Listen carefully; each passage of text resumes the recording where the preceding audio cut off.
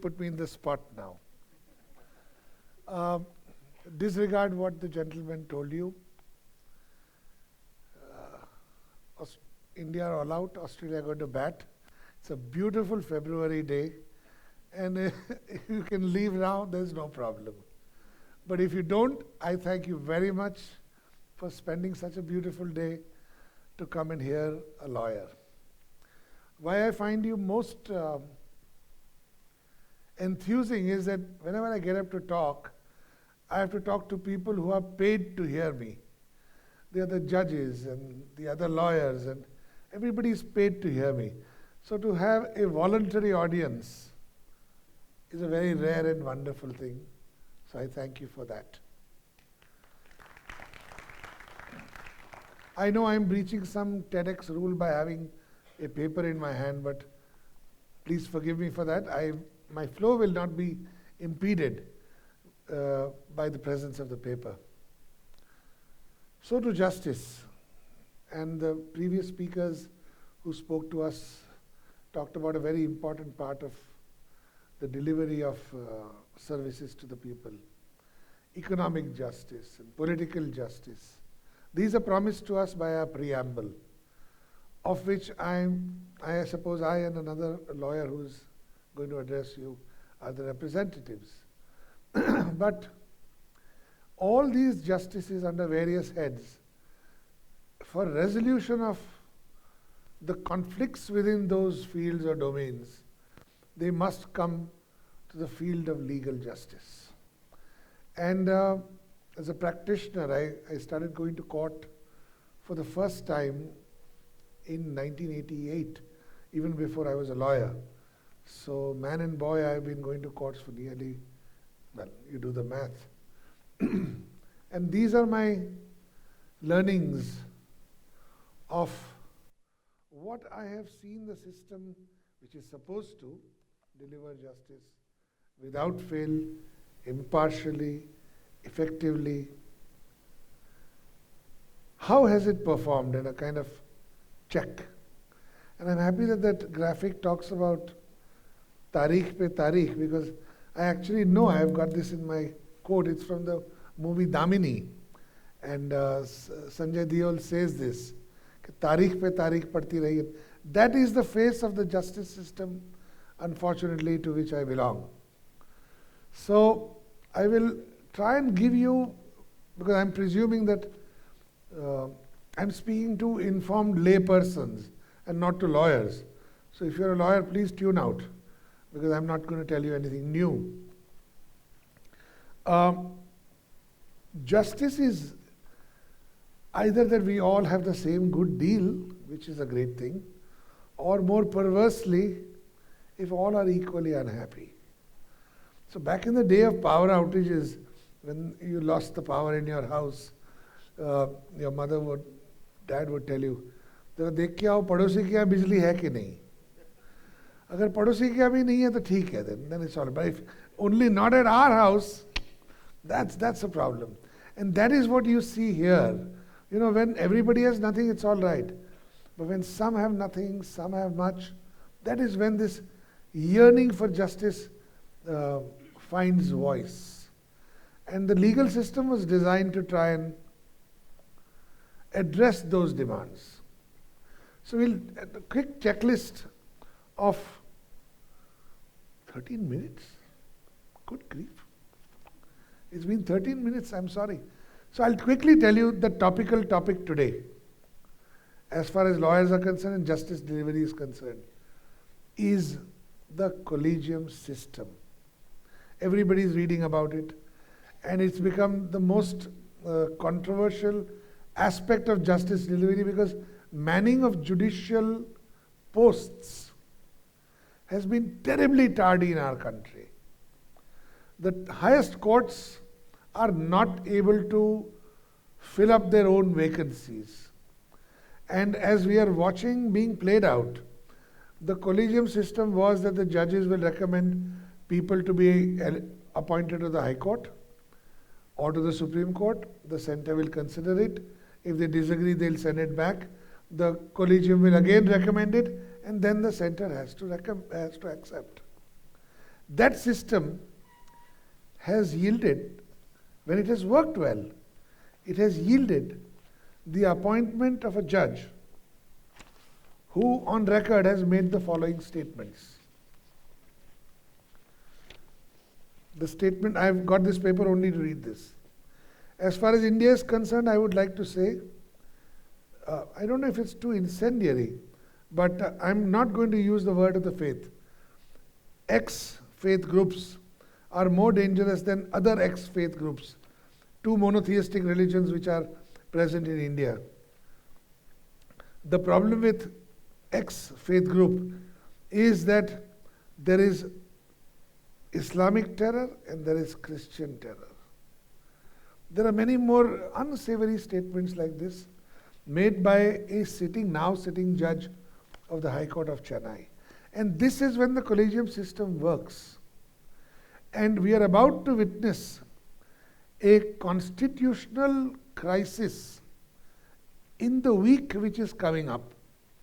Because along with the recommendation of Justice Victoria Gowri, who now adorns the bench of the Madras High Court, one lawyer named Santhian was also recommended for appointment. It was turned down by the central government. He was recommended again, and they've turned it down again. Now the collegium system judgments, the judges' case judgments 1, 2, and 3, make no mention of what will happen if the center just cocks a snook at what the collegium says. There is a gap in that. Therefore, I'm thinking there will be a constitutional standoff, and if you see it happening in the next week or a month, you may remember that this is where you first heard of it. So manning the system is one thing.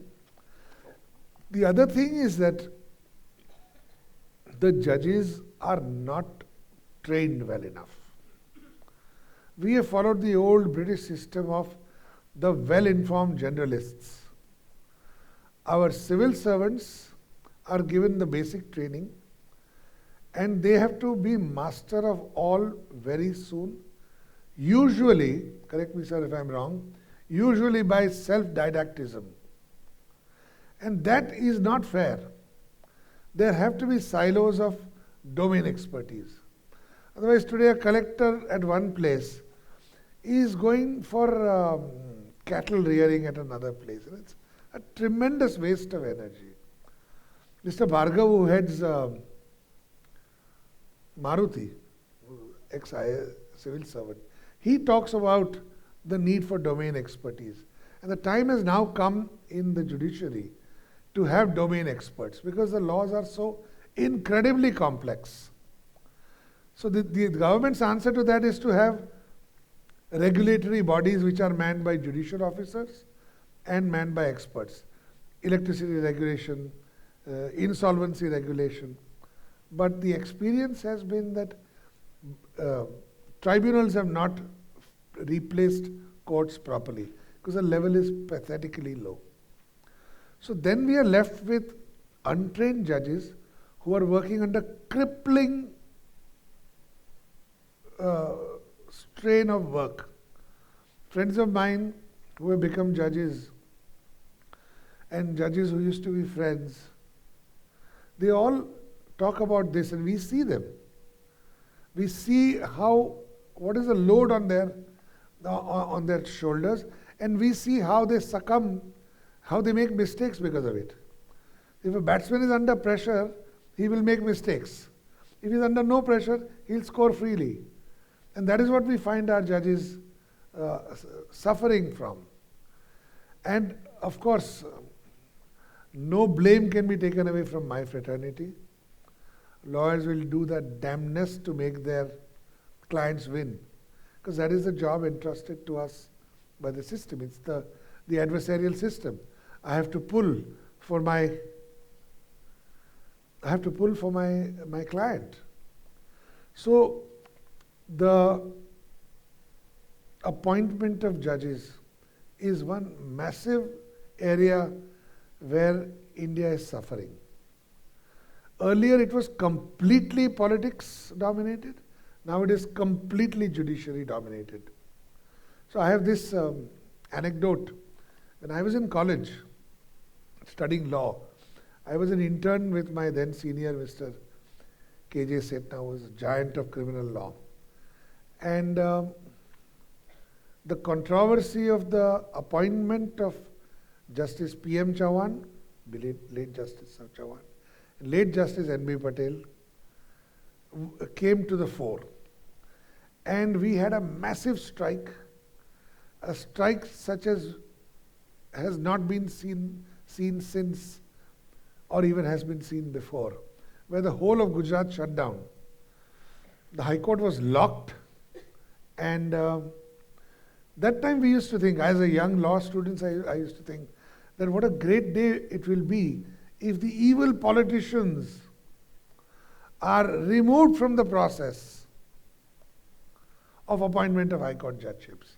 Ultimately, because of strike, we could get to persuade the then Law Minister, Mr. Bharadwaj, to appoint N.B. Patel, and all was almost well. But that time I remember thinking that what a great day it will be. And I didn't know that the curse had hit me. Beware the curse that your wishes are granted. Because soon thereafter, the judges' cases came and they turned on its head the method of appointing High Court and Supreme Court judges. And we thought, what a great day has dawned, where the evil politicians are removed from appointing those who are the pujaris of the temple of justice. Little did we know what the result would be. Because the living experience of the collegium system, and I say this doffing my hat to those of our very good judges who have come through the system, they have probably come because of it. They've come despite it, not because of it. And the collegium system's experience has been, to us, lawyers, practitioners, has been actually very opaque. Because if a politician was in charge, as administrators of universities or districts, you will realize, when politicians or bureaucrats are in charge, they have to answer the public. The judges, God bless them, sit in their ivory towers and we cannot question them. One of my friends, I shall not take his name because he's a practicing lawyer, very, very brilliant guy, my colleague, author of so many books, all around upright fellow, never got appointed. So we filed a writ petition.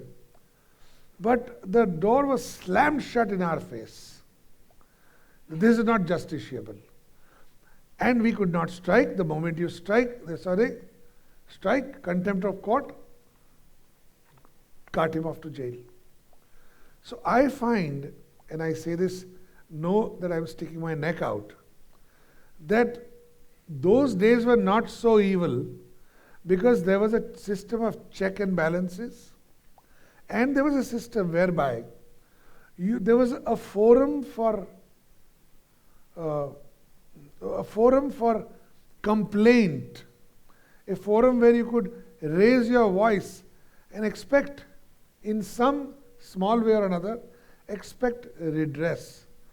Now that redress is not available. Now the problem is this, and see the position of the lawyers. The executive has mounted a concerted attack on the judiciary.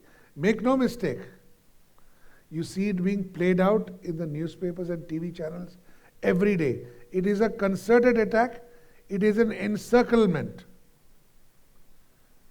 It is an encirclement because it comes from more than one constitutional authority. The judiciary is in the spot right now. What little we know of Justice Chandrachud through his judgments and some personal interactions is that he has a tough road ahead of him. But this sniping is going to continue. So watch this space and think of my talk as when the next few days roll along. But one structural change which the politicians can do here and now is to insist, by law now, it was left to the judiciary. So in the system which we have inherited from the British, there is a very strong disincentive for what I call kite flying, initiating bogus litigation in the hope कि हार जाएंगे तो हार जाएंगे, what's the big deal?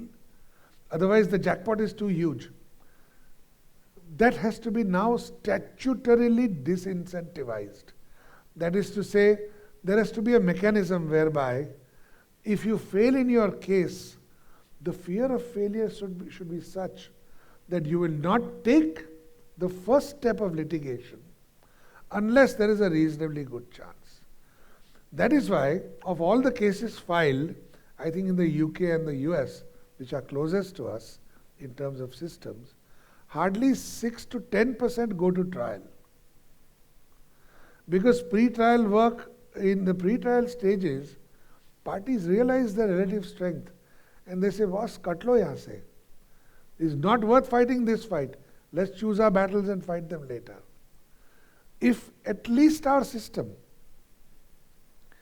is statutorily now enabled to cut short kite flying, I think we will have gone a long way in ensuring that the levers of justice, which is the judicial system, are available for the manipulation of every person, be he ever so high or low. Thank you very much.